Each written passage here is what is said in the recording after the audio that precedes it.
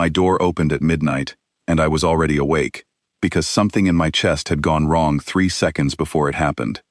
I felt the skip first, a hard stutter behind my ribs, then a cold drop, like missing a step in the dark. I sat up, gripping the edge of my cot, breath caught halfway in my throat, and that was the exact moment my quarters door slid open on its own, smooth and silent, with no alarm and no warning chime. I had one hand already reaching for the light panel, and the other pressed flat against my chest, when I saw her standing in the doorway. Grace Willow. No, not Grace. I need to say this the way it happened, not the way I wish it had happened, because nothing about that night went the way anyone expected, including me. The being standing in my doorway was not human. She was tall, taller than the frame she stood in, wrapped in dark cloth that looked woven from smoke, with faint lines of pale light tracing down her arms like veins under skin made of starlight. I knew her title before I knew her name. Everyone on the station knew her title. She was the sovereign mother of the Kalan Accord, ruler of a species that had buried her husband 4 months earlier, in a battle that had also saved half our supply convoy. She was not supposed to be anywhere near the human wing of the station. Her guards were not with her. Her personal shield generator was not humming around her the way it always did in public. She was alone, unarmed, and standing in my doorway at midnight like she had nowhere else in the entire station to go. My heart skipped again. Harder this time. "You are unwell," she said. Her translator collar rendered her voice flat and even, but her real voice underneath it cracked slightly on the last word, like ice under weight. I could not answer right away. My chest had tightened into something sharp, and black spots were creeping in at the edges of my vision, and some part of my brain that still worked was screaming at me to hit the emergency panel on the wall before I passed out. I did not reach for the panel. I do not fully know why, even now. Maybe because calling for help meant admitting to 8 months of hiding a heart condition from every doctor on this station. Maybe because some old animal instinct in me understood that if I called for help right then, with her standing in my doorway at midnight and no guards anywhere near her, it would end badly for both of us. She crossed the room before I could decide anything at all. Her hands were on my chest a second later, 4 long fingers spread wide, pressing in a pattern that felt deliberate, practiced, ancient. She was speaking under her breath in a language her translator did not bother converting, fast and clicking and low, like a chant she had said so many times it no longer needed thought behind it. My heart lurched, stumbled, and then caught its rhythm again, uneven but alive. I sat there gasping, staring up at her, and she stared back at me with an expression I did not expect from a sovereign ruler standing over a stranger in the middle of the night. She looked furious, not at me, at herself. "You should not have let that happen," she said. "Wasn't exactly my choice," I managed, voice rough. "You should have called for your doctors months ago." Her eyes narrowed, sharp and reading me like a data screen. "This is not new. This has been happening to you for some time." I did not answer that either, because she was right, and there was no point lying to someone whose hands had just been pressed against my chest while my heart tried to give out. She sat back slowly, kneeling on the floor beside my cot, silks pooling around her like dark water. For a long moment, neither of us said anything. The station hummed quietly around us, the low mechanical breath of a place that never fully slept, and somewhere down the corridor, a maintenance drone rolled past on its nightly route, oblivious to the fact that the most powerful person on this station was sitting on the floor of a junior officer's quarters at midnight. "Why are you here?" I finally asked. "Why my door? Why not your own physician's?" She was quiet for a long moment before she answered, and when she did, her voice had lost its flatness, like she had stopped trying to sound composed. "Because my physicians would report it," she said. "Because my guards would report it. Because everyone in my court who might help me would also, in the same breath, tell someone else. And within a day, the entire Accord would know their sovereign is dying by inches and hiding it behind a calm face." Dying by inches. The words hit harder than I expected. "I don't understand," I said. "Dying from what?" She looked at her own hands before she answered, turning them over slowly, like she was studying something she had never fully looked at before. "My people bond for life," she said, "not the way your poets mean it. Something deeper, something wired into the mind itself, Two minds tied together no matter the distance, until one of us stops living, and even a while after that. When my husband died protecting your convoy, that bond did not simply end. It began to unravel, slowly, and it has been unraveling every day since, whether I sleep or wake or sit on my throne pretending nothing is wrong. Can it be stopped? Slowed, she said. Not stopped.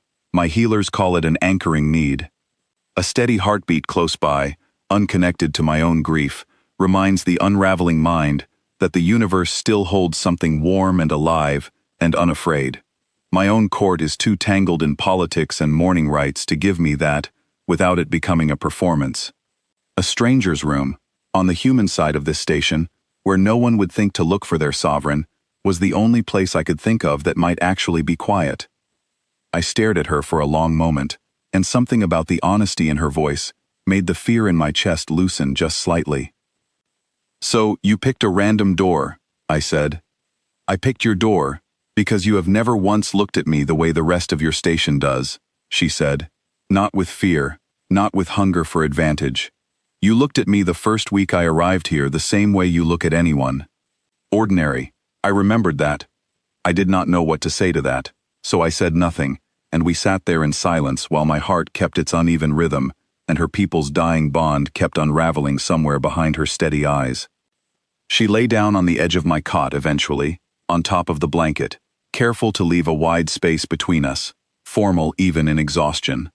I lay back too, staring at the ceiling, listening to her breathing slow beside me, and somewhere in that strange quiet hour, we both fell asleep without meaning to. I woke before dawn to the sound of boots in the corridor outside my door. Fast, many of them, moving with the kind of urgency that only means one thing on a station like this: search parties. She was already awake, sitting upright, her expression gone sharp and alert. They know I am missing, she said quietly. Your guards. If they find me here, in a human officer's quarters, alone, at this hour, it will not matter what actually happened between us. Her voice had gone tight. My court will call it a scandal. Your command will call it a security failure. Neither side will believe the truth, because the truth sounds far stranger than the story they will invent. My mind was already racing through every version of what happens next, and none of them were good. A junior logistics officer caught alone with the sovereign of an allied power. No witnesses. No explanation that would satisfy anyone in a hurry to assign blame. My career would be over before breakfast. Her authority, already strained by months of grief she had hidden from her own people, might not survive the whispers that would follow. The boots stopped outside my door. I stood up fast, pulling my uniform jacket straight, and I did the only thing I could think of. I opened the door myself, before anyone could force it, stepping into the frame so that whoever stood outside would see me first.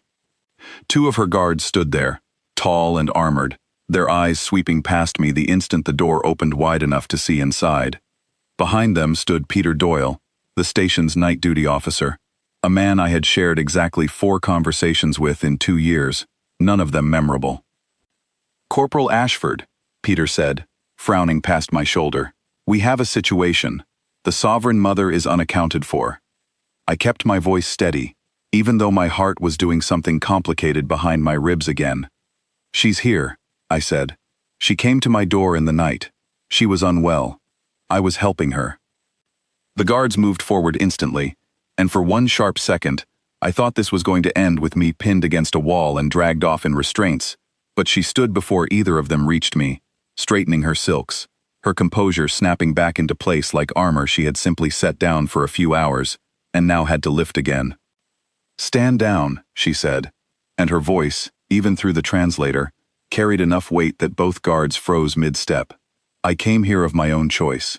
I required a quiet place, and Corporal Ashford provided one, and nothing more happened in this room than exactly that. The guards exchanged a look but obeyed, stepping back into the corridor. Peter Doyle looked between the three of us, clearly unsure what report he was going to write about any of this. Ma'am, Peter said carefully, with respect, protocol requires a full account for the station log. Then I will give you one, she said, and turned to look at me before she said the rest, like she wanted me to hear it too. The corporal has a heart condition. He has hidden from your medical corps for 8 months. Tonight, it nearly killed him. I was present when it happened, and I was able to help him, because my people have knowledge your doctors do not. That is the account. Write it exactly as I have said it." I felt my stomach drop.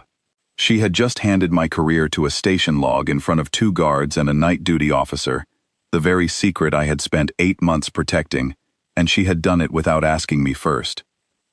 Peter blinked, clearly not expecting that either.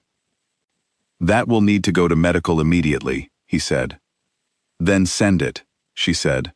"Because a station that lets an officer hide a dying heart for 8 months, out of fear of being reassigned, has a larger failure than anything that happened between the 2 of us tonight."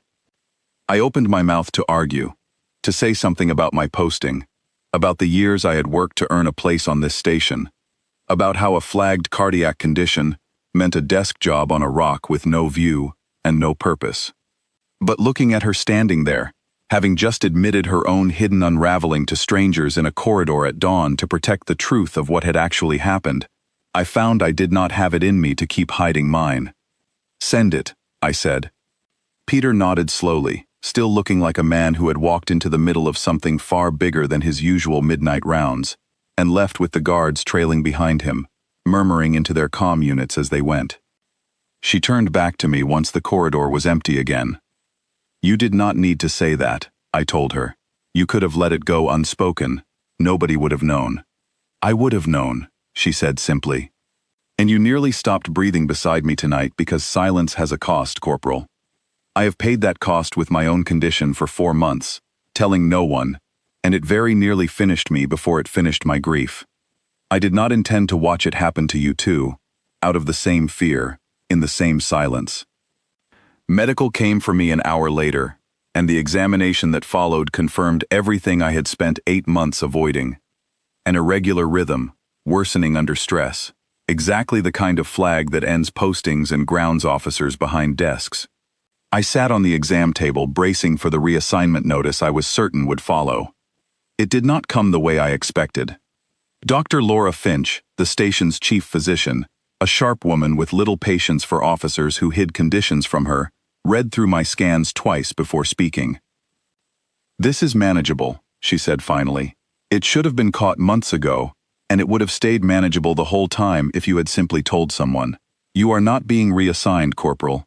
You are being treated. There is a difference, and you nearly forgot it existed." Relief hit me harder than the diagnosis had. Word of the whole night spread through the station by breakfast, the way anything does on a place that small, but it did not spread the way either of us feared. Nobody whispered about scandal.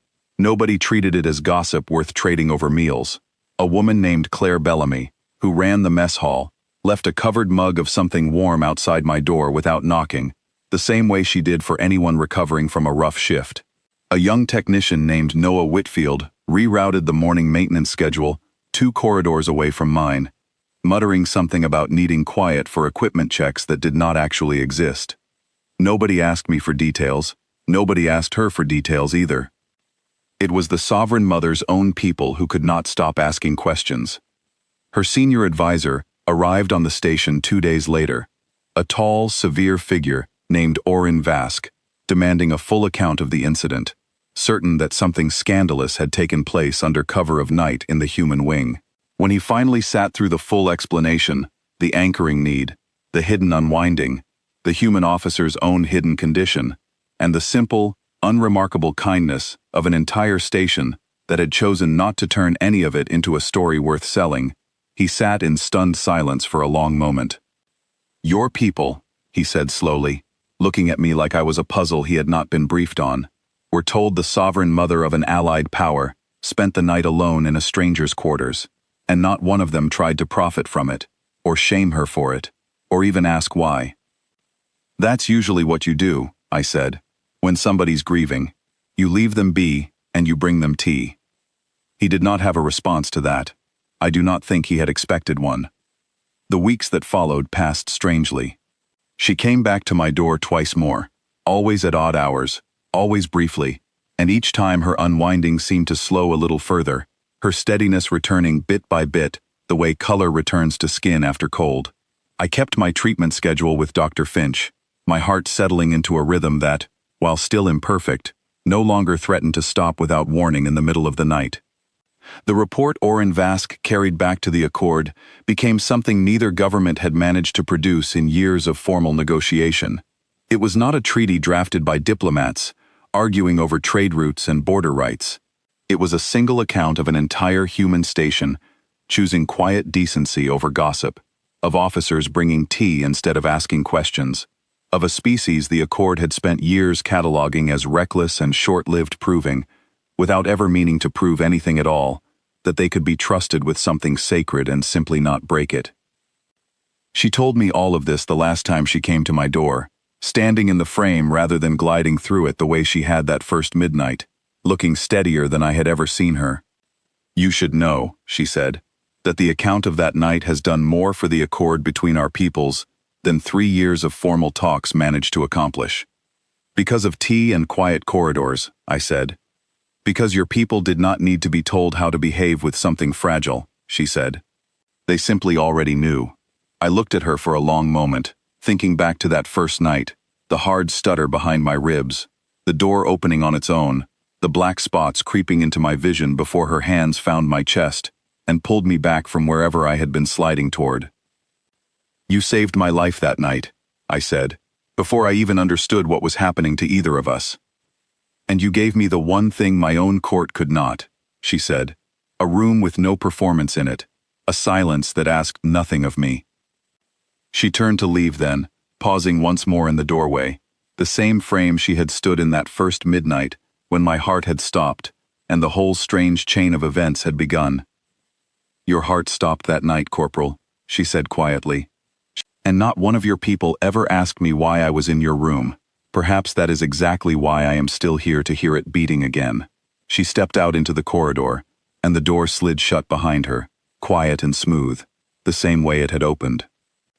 I sat there a long time afterward, listening to my own uneven, stubborn heartbeat, thinking about how the whole thing had started with nothing but silence and fear, and had ended with something neither of us had words for yet, built out of nothing grander than kindness, quiet corridors, and a station full of people who simply knew how to leave someone be.